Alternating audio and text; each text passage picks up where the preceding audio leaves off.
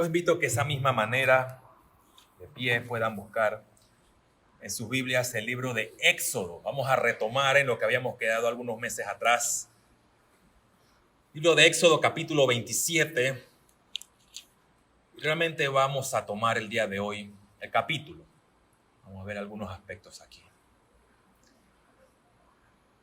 Pero antes de eso vamos a orar para comenzar en este tiempo. Tú, Señor, quien eres el Dios vivo, ayúdanos a escuchar tu santa palabra para que podamos comprender verdaderamente y que entendiendo podamos creer y que creyendo podamos seguir con toda fidelidad y obediencia, buscando tu honor y gloria en todo lo que hacemos. Por Cristo nuestro Señor. Amén. Nos dice entonces el libro de Éxodo capítulo 27. Harás también un altar de madera de acacia de 5 codos de longitud y de 5 codos de anchura. Será cuadrado el altar y su anchura de 3 codos. Y le harás cuernos en sus 4 esquinas. Los cuernos serán parte del mismo y lo cubrirás de bronce. Harás también su caldero para recoger las cenizas y sus paletas, sus tazones, sus garfios y sus braseros. Harás todos sus utensilios de bronce. Y le harás un enrejado de bronce de obra de rejilla, y sobre la rejilla harás 4 anillos de bronce a sus 4 esquinas, y la pondrás dentro del cerco del altar abajo, y llegará la rejilla hasta la mitad del altar.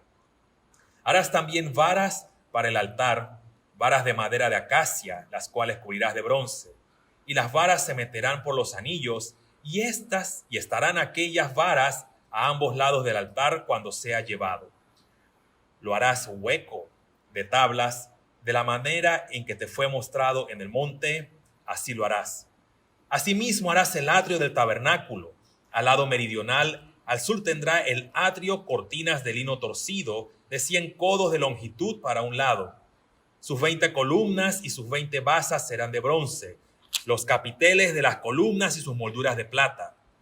De la misma manera, al del lado norte, habrá a lo largo cortinas de 100 codos de longitud, sus 20 columnas con sus 20 basas de bronce, los capiteles de sus columnas y sus molduras de plata. El ancho del atrio del lado occidental tendrá cortinas de 50 codos, sus columnas 10 con sus 10 basas. Y en el ancho del atrio por el lado del oriente, al este, habrá 50 codos. Las cortinas a un lado de la entrada serán de 15 codos, sus columnas 3 con sus 3 basas. Al otro lado 15 codos de cortina, sus 3 columnas con sus 3 basas. Y para la puerta del atrio habrá una cortina de 20 codos de azul púrpura y carmesí y lino torcido de obra de recamador. Sus columnas 4 con sus 4 basas. Todas las columnas alrededor del atrio estarán ceñidas de plata, sus capiteles de plata y sus basas de bronce. La longitud del atrio será de 100 codos y la anchura 50 por un lado y 50 por el otro, y de la altura de 5 codos sus cortinas de lino torcido y sus basas de bronce. Todos los utensilios del tabernáculo en todo su servicio y todas sus estacas y todas las estacas del atrio serán de bronce. Y mandarás a los hijos de Israel que traigan aceite puro de olivas machacadas para el alumbrado, para hacer arder continuamente las lámparas. En el tabernáculo de reunión, afuera del velo que está delante del testimonio, las pondrás en orden Aarón y sus hijos, para que ardan delante de Jehová desde la tarde hasta la mañana, como estatuto perpetuo de los hijos de Israel por sus generaciones. Que el Señor bendiga su santa palabra el día de hoy. Pueden tomar asiento, hermanos. Unos meses atrás que habíamos comenzado con el libro de Éxodo. Realmente desde 2018 que empezamos con el libro de Éxodo. Tuvimos una pausa por todo el cierre que tuvimos. Y hemos retomado entonces, después de concluir con Santiago, lo que es el libro de Éxodo. Y solamente a modo de un breve repaso, lo último que nosotros estuvimos viendo acerca del libro de Éxodo tiene que ver directamente con lo que es el tabernáculo, aquella tienda móvil que Dios le había dicho a Moisés, constrúyela de acuerdo a las especificaciones que yo te di, ¿dónde? En el monte. Y le había dicho, tenía que ser de madera de acacia, cubierta con oro, la parte de arriba, que era como la tapa donde estaban los querubines, tenía que ser hecha de oro. Dios le dio cada detalle a Moisés. Y habíamos visto también que esa madera mezclada con oro quedaban prácticamente como una sola pieza. No se podía quitar el oro a la madera. Nos hablaba y nos recordaba qué cosa acerca de lo que vimos hace un rato en el credo, la humanidad y divinidad de Cristo. Pero ya entrando capítulo 27, toda esta parte nos empieza a hablar de lo que es el tabernáculo con todo el perímetro del tabernáculo. Y en la primera sección que estamos viendo, o que vamos a ver, es directamente acerca del altar de bronce. Usted puede leer algunos detalles en el libro de Éxodo también, pero capítulo 38. Y esta madera de acacia dice 5 codos de largo y también 5 codos de largo. Dice, es un cuadrado lo que tenía que hacer, con sus 4 esquinas, y tenía que ponerle, ¿qué cosa? Dice, en la parte de afuera o en la parte de las esquinas, dice, tenía que ponerle 4 cuernos. Esos cuernos sobresalían de esa caja, y aquí eso podía verse de una manera robusta, como si fuera un buey, obviamente porque sobresalían los cuernos. Y es más, dice, tienes que revestirlo como una sola pieza. Tanto el cofre, la caja, el altar para el sacrificio, con los cuernos tenían que ser uno solo. Este altar de bronce tenía que ser santificado. Voy a mencionar eso un poco más adelante, en el Levítico capítulo 4. Y aún algunas personas, había uno que huyó de Salomón, y él se agarró, entró a la parte del tabernáculo o del atrio, y él se agarró de uno de los cachos, de los cuernos. ¿Por qué? Porque dice que yo no me voy a ir de aquí si me prometes que no me vas a matar. En un lugar santificado, y Salomón le dijo, yo no te voy a matar y voy a procurar que no te maten. Eso está en Primera de Reyes, capítulo 1, versículo 50. Y este altar era diferente al que anteriormente ellos habían usado. Ellos usaban, vamos a decir, como en el tiempo de Abraham, hasta llegando a Moisés, ellos hacían un altar con tierra o con piedras. Pero este de aquí ya les está diciendo, hazlo de madera cubierto con bronce. Aquí es donde iban a poner el animal, el sacrificio que tenía que ser quemado. Esto aparentemente tenía un escalón para poder subir, y donde algunos versículos dicen, y Aarón bajaba. Es decir, él tenía que subir para poder poner el sacrificio allí. No solamente el altar de bronce tenía que ser recubierto de bronce, sino todo lo que él tenía, todas las herramientas o los utensilios que tenía que hacer eran también de bronce. Es decir, las cacerolas o unas pequeñas ollitas. ¿Para qué? Para recoger las cenizas de la grasa. Obviamente, si tenía que quemar el animal, tenía que después recoger eso. Pero tenían que ser de bronce las herramientas. Había una especie que eran como unas palitas, y eso se puede ver en el libro de Isaías, que dice que también era para poder agarrar la sangre y poder movilizarla también para llevarlos a los otros lados. Y con sus vasos, o unas pequeñas palitas, como les mencionaba. Dice, todo tiene que ser hecho de bronce. A diferencia que en el capítulo 26 dice, todo lo que tienes que hacer debe ser de oro. 5 codos de largo, es decir, un cuadrado perfecto, si se puede decir de esa manera. Es interesante porque muchos de los altares paganos también usaban esta manera de hacer para hacer sus sacrificios. Ellos usaban el tetrágonos, tetra de 4, es decir, una caja de 4 ángulos, un cuadrado. Y ellos, para hacer en el caso del sacrificio para la diosa Diana, dice que ellos tenían una imitación de esta caja. Así que podemos ver que muchos de los pueblos paganos tomaban de todo lo que hacía el pueblo de Israel y lo imitaban. Y aquí tenemos un ejemplo de eso. Pero ¿sabe?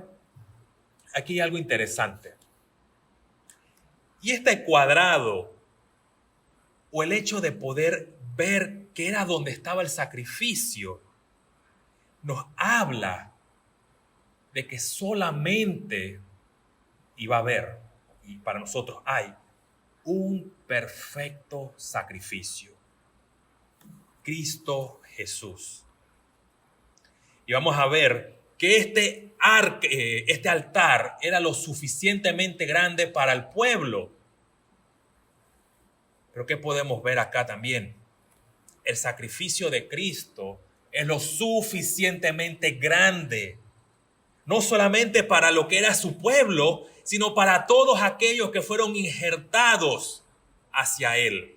Es decir, para todo aquel que en Él cree. Versículo 4 al 5 nos habla acerca de las rejillas. Y esta era una rejilla también hecha de cobre y estaba en la parte de arriba, hacia la parte superior externa. Había un banco que estaba allí, donde que se usaba para poder apoyarse, para subir también. Y es aquí donde mencionaba hace un rato, Aarón subía y podía poner el animal para el sacrificio. En versos 6 al 8 tenemos algo también interesante. Esto podía ser movilizado. Al principio el tabernáculo, antes de mantenerse fijo, ellos tenían que desmontarlo todo y cuando se movilizaban tenían que volver a armar todas las cosas. Y al igual que el arca, esto tenía que ser movilizado con madera de acacia, que tenía unas argollas, y atravesarlo con los palos o las varas que estaban recubiertas de bronce.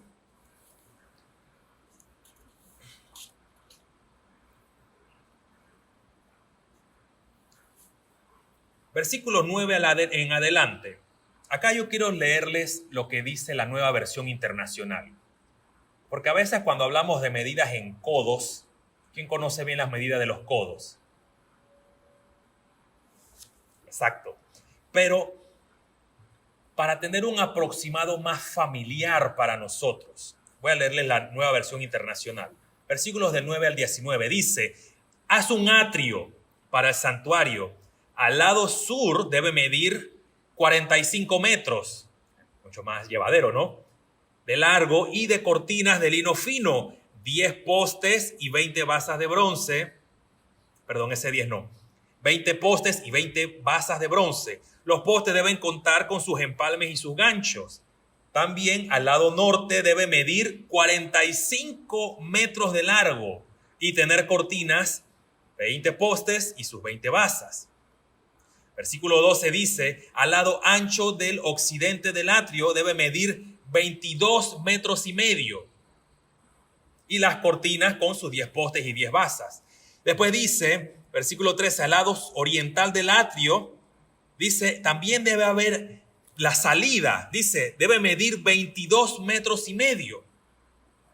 Las cortinas en versículo 14, dice que son 6 metros de largo. Versículo 16 dice, habrá una cortina de 9 metros de largo.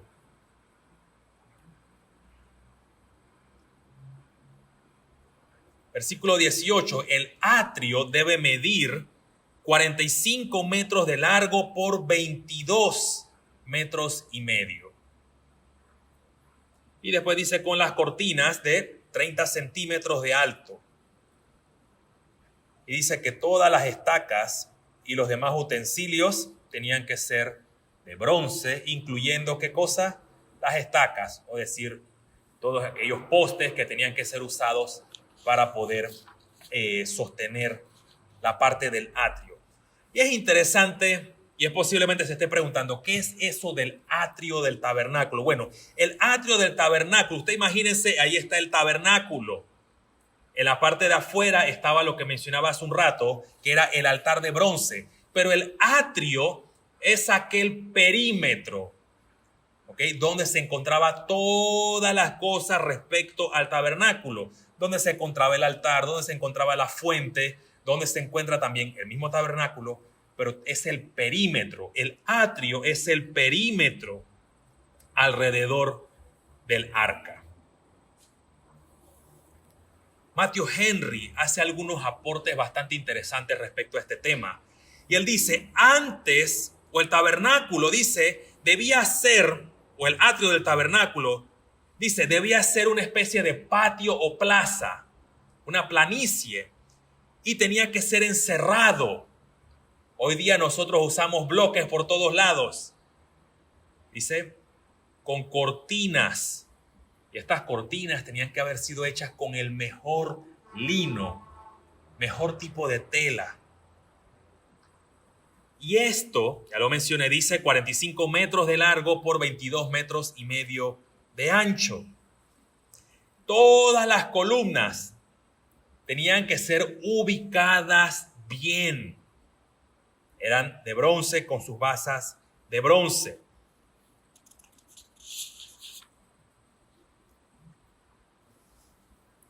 Y este atrio, dice Matthew Henry, este espacio perimetral donde estaba, ¿qué se manifestaba dentro del tabernáculo? Ni siquiera en la parte del lugar santo, sino en el lugar santísimo, la parte más interna. ¿Qué es lo que se manifestaba? La gloria de Dios por medio del arca. Y dice entonces Matthew Henry que esta parte del atrio, esta parte donde está todo el perímetro, dice, es un tipo de la iglesia. Dice, está cerrada, está distinguida del resto del mundo. Dice, el recinto es sostenido por pilares que denota la estabilidad de la iglesia. Dice, colgado con el lino más fino que puede haber. Pero para nosotros, ¿qué sería ese lino fino? Dice, la justicia de los santos, nos dice el Apocalipsis capítulo 19, versículo 8. No todo el mundo podía entrar en ese lugar. No todo el mundo tenía acceso a la parte del atrio. El rey David, acompáñenme brevemente al Salmo 84. Cuando la Biblia nos dice que David era un hombre conforme al corazón de Dios, a veces la tendencia es tenerlo un poco espiritualizado y decir, quiero un corazón así. Bueno, tener un corazón como el de David es buscar y anhelar las cosas de Dios. Y aquí vamos a ver que el anhelo en Salmo 84, versículo 2, David dice un anhelo por la casa de Dios. Dice, anhela mi alma y aún desea ardientemente, o aún ardientemente desea los atrios de Jehová. Y versículo 10 ahí mismo dice, porque mejor es un día en tus atrios que 1000 fuera de ellos. Escogería antes estar a la puerta de la casa de mi Dios que habitar en las moradas de maldad. Lo que estaba diciendo David aquí, yo quisiera vivir en medio del atrio, cerca del tabernáculo, cerca de la presencia de Dios. Pero hoy día, aquí en la iglesia, usted y yo podemos acercarnos a la presencia de Dios. Es más, el libro de Hebreos capítulo 4, versículo 15 y 16 nos dice que podemos acercarnos confiadamente al trono de la gracia. Tenemos acceso directo a Dios por medio de Cristo Jesús.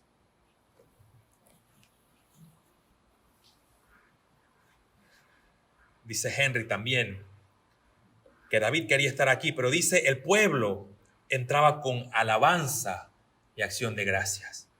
Es por eso que usted y yo nos reunimos acá, para alabar y glorificar el nombre de nuestro Dios. Dice, sin embargo, esa corte o esa plaza, el atrio, en ese tiempo tendría muy pocos adoradores. El día de hoy somos pocos, pero el pueblo de Dios es enorme. Todo el pueblo de Dios puede acercarse para adorarlo a Él. O sea, la voluntad de Dios es que todos los hombres en todas partes del mundo se acerquen a Él, lo alaben y lo adoren, le oren a Él, que invoquen el nombre de su Hijo. Versículo 20 y versículo 21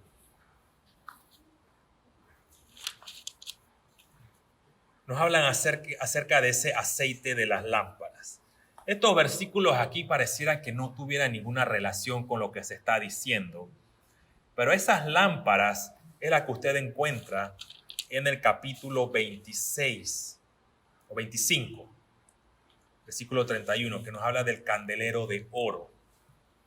Y aquí Dios le dice que va a mandar a los hijos de Israel que traigan aceite puro de olivas machacadas.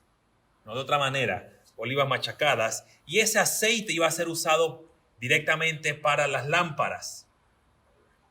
Esta lámpara se encontraba, como mencioné, dentro del tabernáculo, en el lugar santo, en la primera cámara. Y esas lámparas estaban frente a la mesa de los panes de la proposición. Esa lámpara nunca podía apagarse. Siempre tenía que estar encendida. Pero hay algo interesante.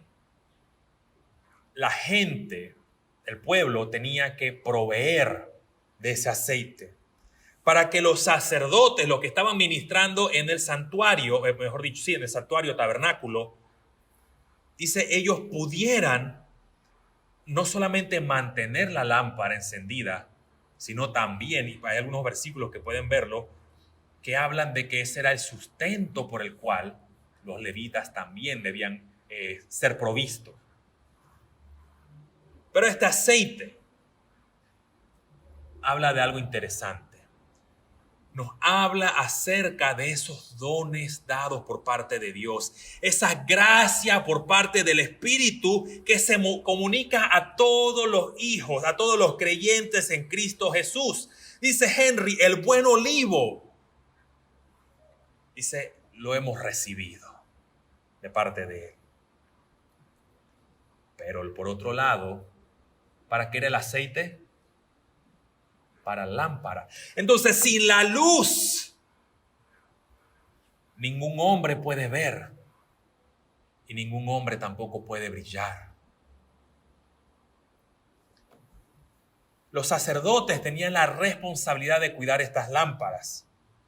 Era su servicio diario. Habían unos sacerdotes directamente encargados del cuidado de las lámparas. Y dice, tenían que velar que siempre estuviera ardiendo. Esa era la obra de los sacerdotes, de los ministros de ese momento. Pero hoy día, ¿dónde está la lámpara? ¿Dónde se encuentra esa lámpara el día de hoy?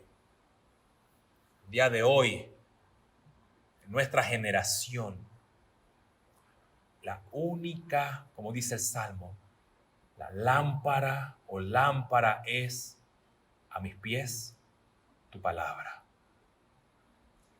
Es la palabra de Dios, la exposición y predicación de la palabra de Dios, porque es una lámpara a nuestras vidas. Ilumina la iglesia, iluminaba el tabernáculo de Dios. ¿Sabe por qué este mundo no se termina de caer a pedazos? Porque de una u otra manera, la lámpara de Dios sigue encendida. Y la palabra de Dios sigue haciendo su efecto en esta generación y en este mundo. La tierra es el tabernáculo de Dios. Y dice que esto era un estatuto perpetuo. Las lámparas, dice, deben estar encendidas. La palabra de Dios debe ser expuesta constantemente. Es más, vamos a brincar hacia Apocalipsis. por si usted todavía tiene algunas dudas respecto a este tema.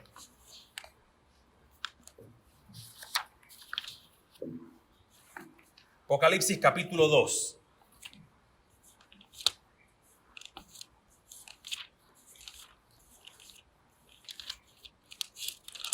Versículo 5.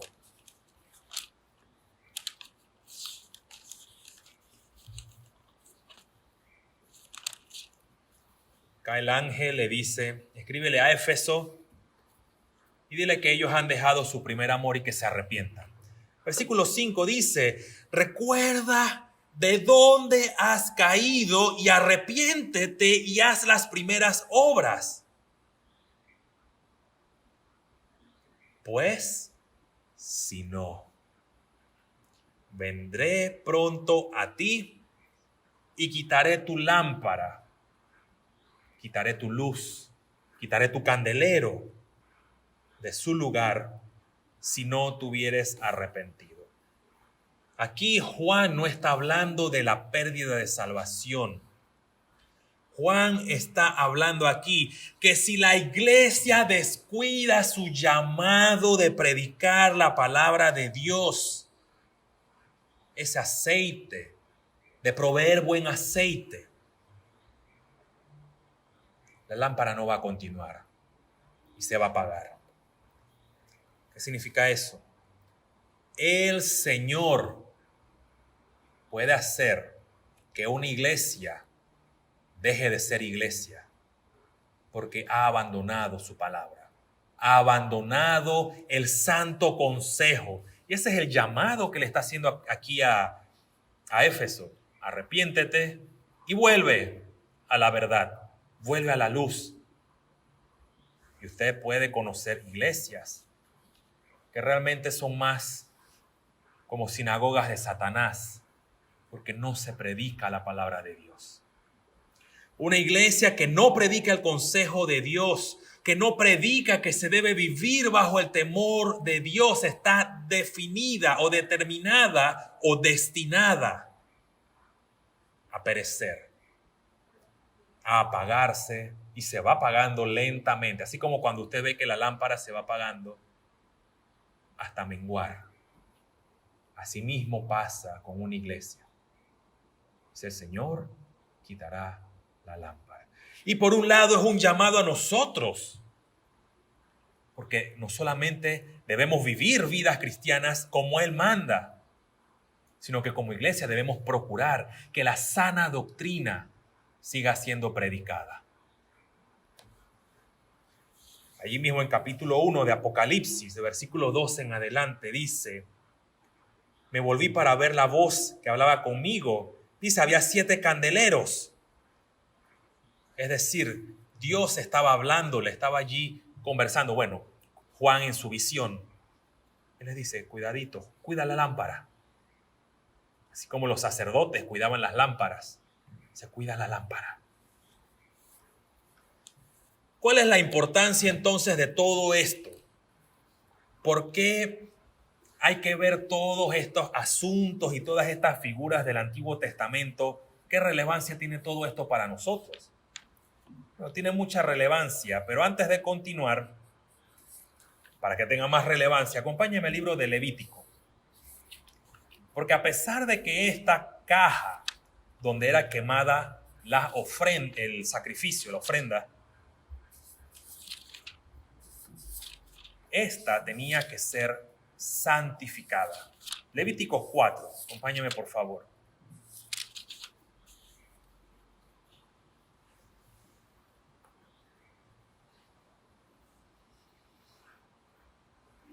Versículo 7 nos dice lo siguiente: el sacerdote pondrá de esa sangre sobre los cuernos del altar del incienso aromático que está en el tabernáculo de reunión delante de Jehová, y echará el resto de la sangre del becerro al pie del altar del holocausto. Es decir, había otro altar del incienso, pero ahora dice en el altar del holocausto, es el altar de bronce, que está a la puerta del tabernáculo de reunión. Versículo 18.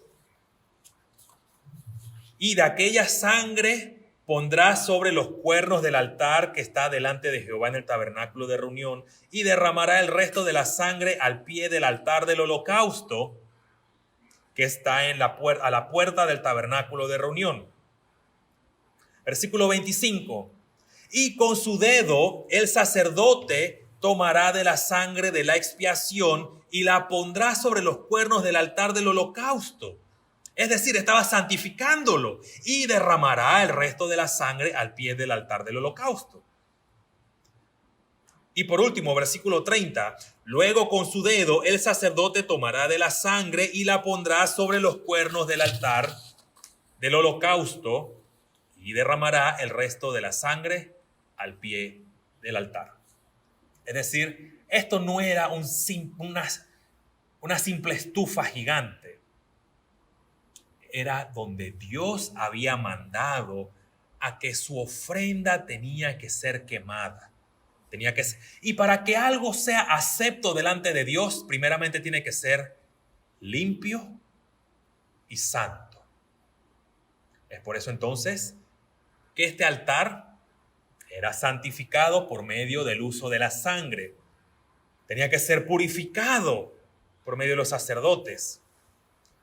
Y usted puede leer con más detalles en capítulo 4, yo lo animo a que lo pueda leer en sus casas, porque allí explica todos los detalles de cómo tenían que ser utilizados, cómo tenía que ir el sacerdote, cómo tenían que recoger la grasa, tenían que recoger las cenizas. ¿Por qué menciono esto? Porque hubieron algunos que no tomaron en cuenta la santidad de esto. Y el Señor los reprendió duramente, a tal punto que los mató. Acompáñenme a Primera de Samuel.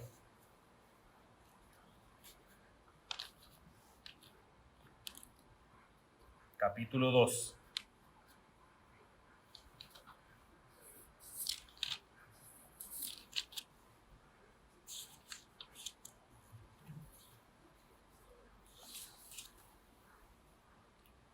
Versículo 19 en adelante. Versículo 12 en adelante. Usted puede ver que su Biblia dice el pecado de los hijos de Elí.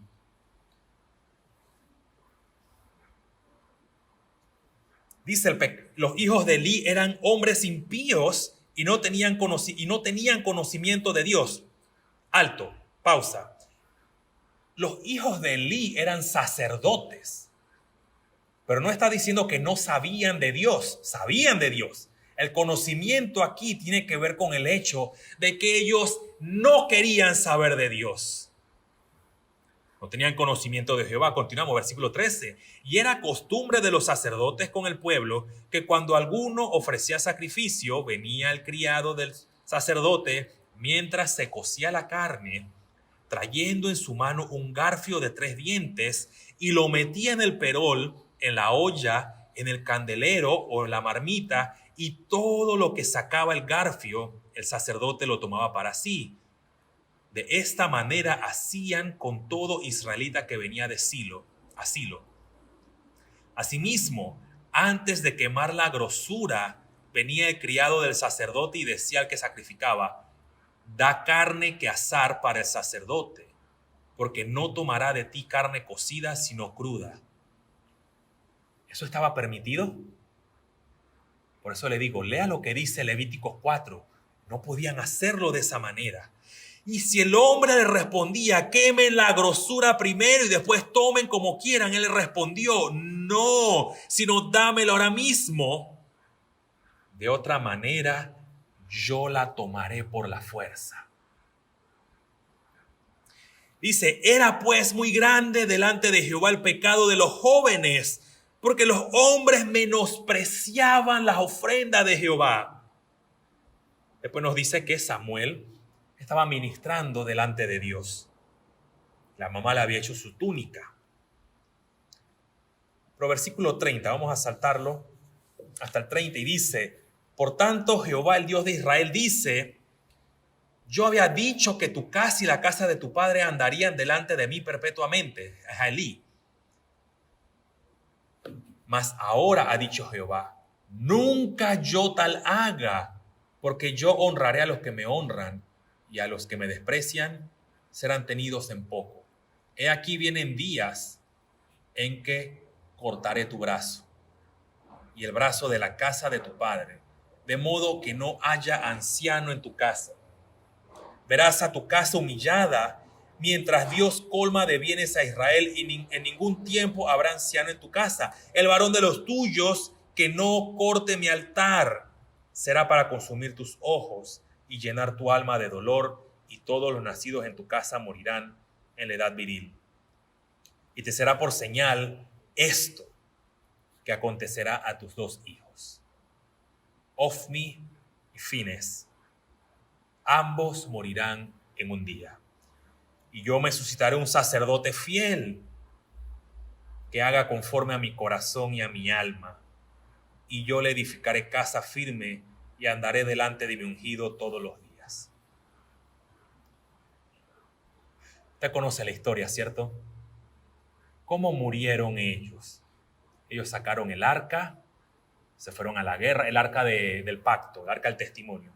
Se fueron a la guerra, los mataron. El arca fue secuestrada. Sé que le fueron a dar las noticias a Elí. Tus dos hijos murieron en un solo instante. Sé que se cayó de la silla, se desnucó y murió. Una de las nueras estaba embarazada por la que murió el esposo, murió el cuñado, murió el suegro. De la impresión, dice, dio a luz en ese momento y tuvo a su hijo, que le llamó Icabod. ¿Por qué? Por todo lo que estaba aconteciendo hasta ese momento. Ellos murieron, sí, murieron por la guerra, por sacar el arca, pero por la desobediencia de no haber cumplido con su llamado. Ellos menospreciaron la ofrenda de Dios, el sacrificio. ¿Pero por qué? Porque eso es una sombra y figura de algo mucho mayor que tendría que venir, que nos habla del sacrificio de Cristo Jesús. Pero mire esto, versículo 35,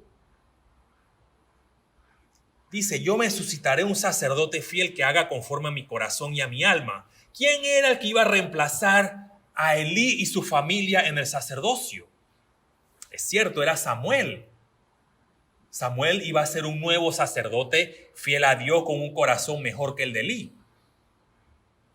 Pero Samuel murió. Samuel no fue perfecto. Porque aquí vemos que no solamente estaba apuntando a que Dios iba a poner a un nuevo sacerdote enfocándose en Samuel, sino que está hablando de aquel uno y mejor sacerdote,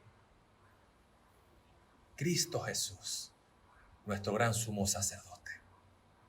Y dice que haga conforme a mi corazón y mi alma, y yo le edificaré casa firme.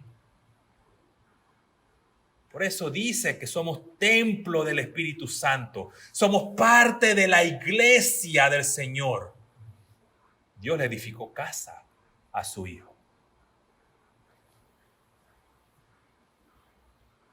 Dios levantó sentencia a muerte contra aquellos que profanaron su ofrenda, su sacrificio.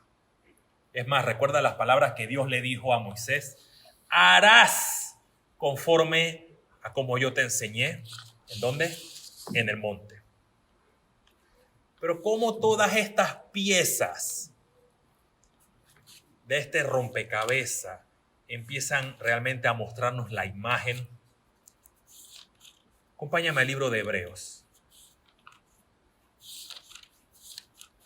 capítulo 13.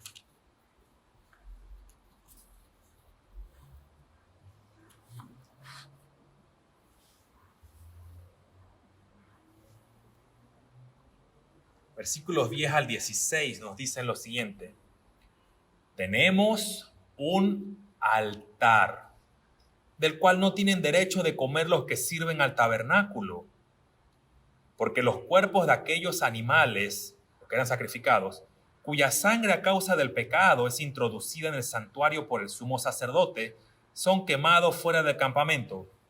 ¿Pudo ver las figuras aquí? ¿Sí? Por causa del pecado, el sacerdote tenía que, ¿se acuerdan? Las palitas, las vasijitas, tenía que llevar la sangre hacia el santuario. Dice, el pecado es introducido en el santuario por causa del sumo sacerdote. Dice, son quemados fuera del campamento. Por lo cual Jesús, para santificar al pueblo mediante ¿qué? ¿Qué dice allí? Mediante su propia sangre padeció fuera de la puerta. Salgamos pues a él fuera del campamento llevando su vituperio, porque no tenemos aquí ciudad permanente, sino que buscamos la porvenir. Así que ofrezcamos siempre a Dios por medio de él sacrificio de alabanza, es decir, fruto de labios que confiesan su nombre, y de hacer bien y de la ayuda mutua no os olvidéis. Porque de tales sacrificios agrada a Dios, y continúa a obedecer a vuestros pastores y sujetaos a ellos, porque ellos velan por vuestras almas. Después dice versículo 18, orad por nosotros. Versículo 10 dice, hay un altar que es diferente. Dice, no todos podían comer de eso. No todos podían comer de allí. Pero en Cristo Jesús, y eso lo celebramos una vez al mes, tenemos algo para comer. Dice, este es mi cuerpo. Esta es mi sangre, dice Cristo Jesús. Los cuerpos de los animales eran quemados fuera del campamento. Sangre del animal inocente tenía que ser derramada por el culpable. Pero en Cristo Jesús dice el inocente, el justo por los injustos, derramó su preciosa sangre. Versículo 12 es interesante porque nos da una idea pivote aquí. Dice, por lo cual Jesús, para santificar al pueblo mediante su propia sangre, padeció fuera de la puerta. ¿Fuera de qué puerta? Se hizo esa pregunta, ¿fuera de qué puerta? Si Jesús moría fuera, Él no murió en el tabernáculo, Él no murió cerca del atrio, Él murió afuera de la ciudad. Si el sacrificio fue fuera del altar de bronce, fuera del campamento, Él murió como un criminal, siendo inocente. El justo por los injustos. Pero al morir, dice, fuera del campamento, toda esta tierra es de la plenitud de Dios. Él está diciendo, Él es el sacrificio perfecto para todos los hombres. Padeció fuera de la puerta.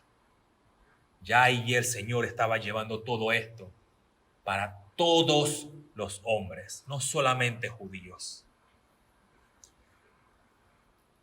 Y hay varias cosas que de versículo 15 en adelante, acá el autor dice, háganlo esto como una ofrenda al Señor.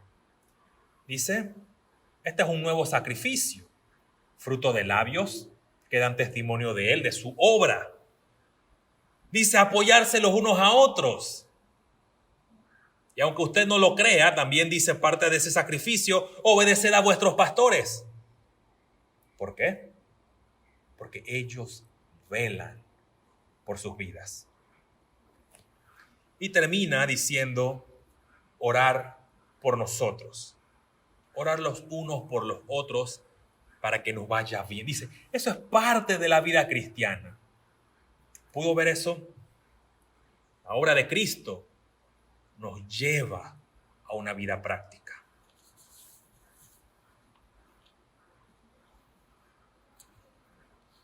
Todo lo que hemos podido ver respecto a estas figuras, que realmente es un poco complejo tratar de hablar de estos temas. Pero el Señor estableció cómo tenía que ser hecho el sacrificio, cómo tenían que construir todos los muebles. Y en este caso, el altar, o el perímetro, que era el atrio, y las lámparas, llevar el aceite. Porque si no se hacía en la manera en que Dios decía, se le desobedecía. y se estaba violando todo este patrón que anticipaba o prefiguraba o no, era un tipo de Cristo Jesús. Algo breve para aplicar. Libro de Apocalipsis, capítulo 7.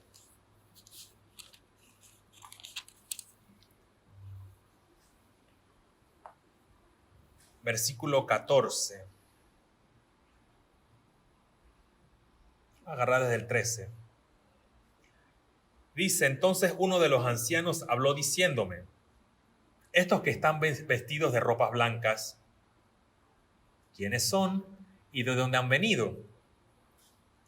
Yo le dije, Señor, tú lo sabes. Y él me dijo, estos son los que han salido de la gran tribulación y han lavado sus ropas y las han emblanquecido en la sangre del Cordero. ¿Recuerdas un rato el atrio que les hablaba de ser santificados, de ser limpiados, de ser purificados? Dice, han lavado sus vestiduras con la sangre del Cordero. Acompáñenme ahí mismo en Apocalipsis 19, versículo 13.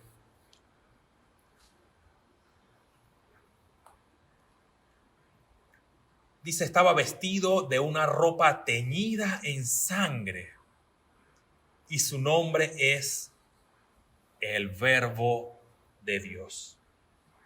El Verbo de Dios, vestido con ropas teñidas de sangre. ¿Quién es el Cordero? ¿Quién es el Verbo de Dios? Aquel que fue el sacrificio perfecto para su rescate, para su salvación y para mi salvación y redención.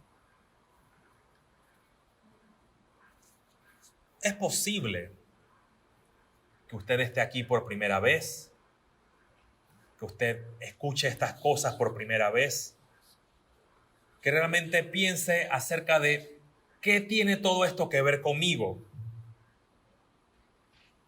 ¿Ha escuchado acerca el día de hoy del sacrificio de Cristo que muere en la cruz del Calvario por los pecadores? Pero eso no es para ser rechazado, para ser aceptado, para ser creído, porque en Él es que todo hombre tiene redención. Hoy es el momento en que el Señor está diciendo, ven a mí. Deja tu maldad y tu iniquidad y tu pecado y ven a mí. Para aquellos que son cristianos, bueno, me incluyo, que somos cristianos, no hay nada, no hay cabos sueltos en la historia de la redención. Todo tiene un propósito y sentido para nosotros. Una de las cosas que mencionaba cuando empezamos en Éxodo, empezamos después del capítulo 20, decía, viene la parte donde muchas personas se duermen del libro de Éxodo. ¿Por qué? Porque no tiene sentido para nosotros, pero no tiene sentido porque no lo entendemos. Pero cuando vamos viendo todas estas cosas, no hay cabos sueltos. Y aquí entonces tenía un propósito y era anticiparnos acerca de Cristo, quien es el principio para nosotros de nuestra vida cristiana, pero para llevarnos a todos los días caminar una vida agradable a Él. La Biblia es el único medio, es el único lugar donde usted y yo podemos encontrar lo que Dios quiere y exige de nosotros.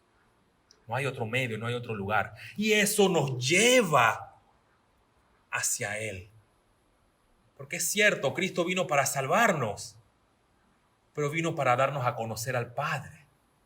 Eso es un aspecto también de nuestra salvación. Y también otro aspecto de la salvación es para estar en el futuro con Él en gloria.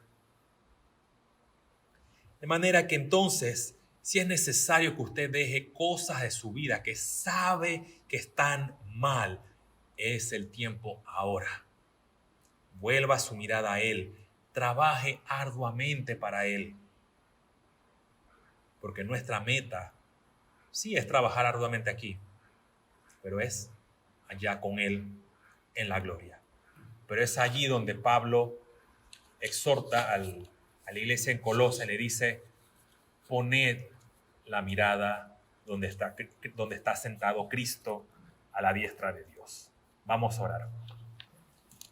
Padre, te agradecemos por este tiempo que nos has dado, Señor, y poder ver todas estas figuras, Señor, e imágenes acerca del Antiguo Testamento, Señor, que para nuestra mente en este siglo XXI es bastante complicado ver todas estas cosas y a veces preguntarnos que realmente no tienen sentido para nosotros.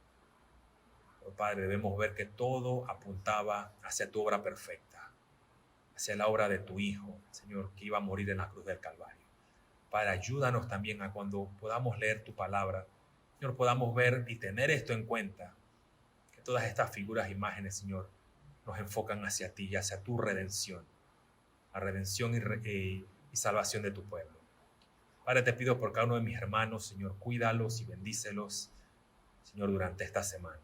En nombre de Cristo Jesús. Amén.